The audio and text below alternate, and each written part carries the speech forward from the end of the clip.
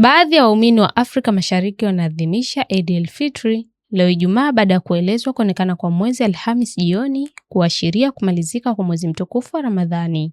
Kaimu Kadhi Mkuu wa Kenya, Sukian Hassan, alisema mwezi huo umeonekana katika maeneo kadhaa ya nchi na uthibitisho kutosha kutoka kaunti ya Kwale.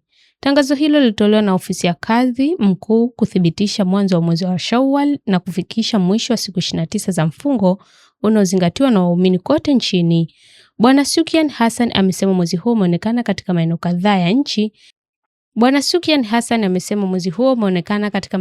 ya nchi. Na uthibitisho wa kutosha kutoka kaunti ya Kwale.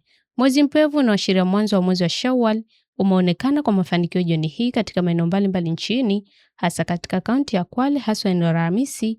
Watu watatu wamethibitisha kuwa wameuona kwa wakati ufaao. Uaminifu wa watatu hao ulithibitishwa na imamu wa eneo hilo, Sukian alisema. Ameongeza kuwa mwandamo huo unakidhi matakwa ya Kiislamu yanayotumika kubainisha mwisho wa Ramadhani. Mwezi wa Ramadhani umefika mwisho na kesho itakuwa siku ya kwanza ya Shawwal ya siku ya Eid al-Fitr, alisema. Nchini Tanzania, Mufti Sheikh Mkuu wa Tanzania Dr. Sheikh Abubakar Zubeir bin Ali Mbwana alitangaza kwamba Eid itakuwa Jumamosi baada ya mwezi kutoonekana jana Alhamis. Eid al-Fitr ni moja ya sherehe muhimu zaidi katika kalenda ya Kiislamu kuashiria hitimisho la Ramadhani, mwezi mtukufu ambao Waislamu hufunga kuanzia alfajiri hadi jioni, hushiriki katika sala na kutekeleza vitendo vya hisani.